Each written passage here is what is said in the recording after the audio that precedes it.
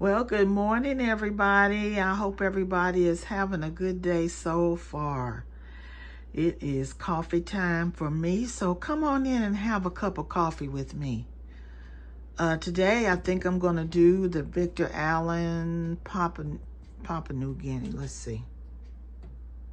Yeah, that's this one. We're going to pop this in and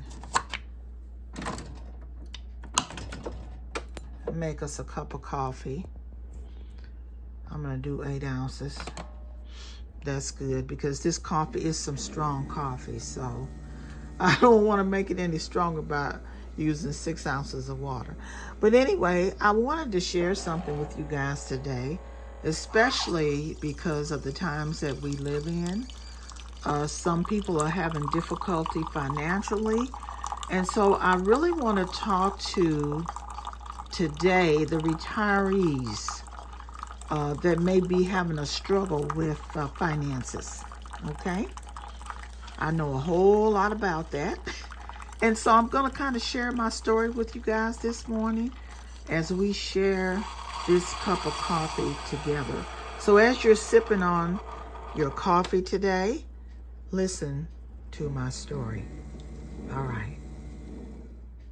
Okay, doesn't that look delicious? Ooh, it feels so good going down. All right, so true story. I retired at age 64, started back to work at age 65. Now, I've been working basically since I was 15 years old because my parents had their own business. And I've told this story before, but I'm repeating it for those of you who are new and maybe have not heard it. My parents were business owners since I was about 2 years old. They owned the dry cleaners at that time.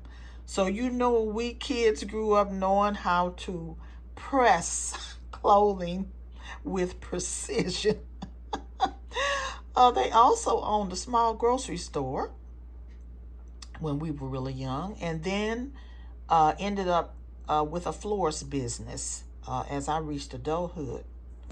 Now, so in 2018, I retired. I retired not because I wanted to.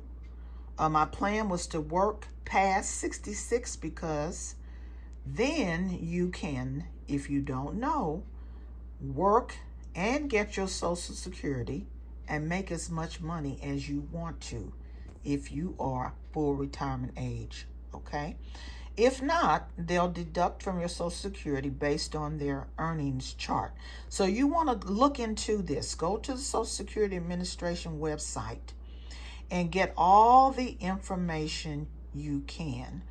I received my letter when I became eligible to work, get Social Security, and there was no limit to my income. Now, the reason I'm sharing the story with you guys today is because there's so many people on Social Security that are suffering because of low income. You may be one of those persons. What can you do about it? Is part-time work the answer for you? It may be. So let me tell you what happened to me. After I retired, I knew my payment was going to be about $500 less than what it would have been had I waited to age 70. However, what you really have to think about, and what I concentrated on after it was brought to my attention, was how much of your money is the government holding while you wait to reach age 70. Let's say your Social Security pay at this time is about $1,650 a month. In a year's time, that's $19,800. Over a 5-year period, you have let them hold $100,000 of your money. Yes, $100,000. So if you're 62, before you get to 70, that's 8 years. They have kept $132,000 of your money. Now, I know it's your choice, and of course, everyone's situation is different. Some people have saved for years and are very financially secure, but this is for those of us who have not. So, if you don't know, Social Security increases each year, not a whole lot. For instance, in 2021, it was 1.3%. 2022, 5.9%. In 2023, it was 8.7%. And in 2024, 3.2%.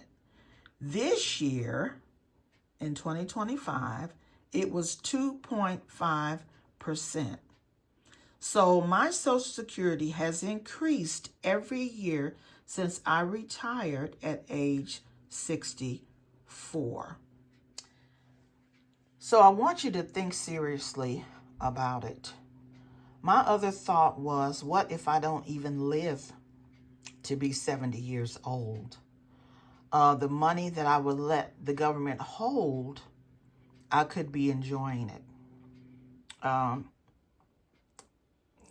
If you don't really need it, maybe you could be investing it. Because I actually went to the Social Security office and wanted to start getting mine at 62 and continue working. And when they told me how much I would end up getting at the end of the year, a few $1,000s, I thought, oh, that's not a lot. Just let it sit there. But then after talking to a girlfriend, she said, Cheryl, do you know how many people would love to have an extra few $1,000s a year?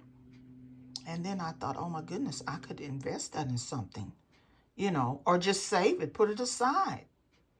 And that was what would be left because of my salary. My salary was, not ginormous, but it was it was a nice salary, okay? And so the guy said, because of your salary, you will only get this amount. So I just want to tell you guys who may be struggling out there, if you retired and you are able to do something part-time, you have the energy, you have the desire, and maybe things didn't work out like you thought, go ahead and do it. You're not too old. There's YouTube. Maybe you want to build a channel. Maybe you want to sell on one of the platforms, eBay or Poshmark or Mercari. There's Facebook Marketplace, whatnot, Etsy. There are so many of them, and I have used most of them and still do. So I do my part-time work. I get my Social Security. I do have a pension. And so far, I am maintaining a satisfying lifestyle. But things come up. What are you going to do in an emergency? Will you have the money to handle an emergency? Or are you living Social Security paycheck to Social Security paycheck? That is no fun. Okay, guys, so I just wanted to share my story with you this morning, give you a little bit to think about. What you can do in your situation. Tell me what's going on with you right now. If there's something I can help you with, if there's a question that you have, all of the information regarding Social Security and what you can do and how much you can make, and the fact that there is no limit after you reach full status, all that information is on the Social Security website, and it is on, you can Google it. Okay? All right. I didn't want to keep up a whole lot of your day. I'm going to go and finish this coffee that I'm drinking that is so delicious. And thanks for stopping by and having coffee with me. Okay, I'll see you guys in my next video. Bye-bye.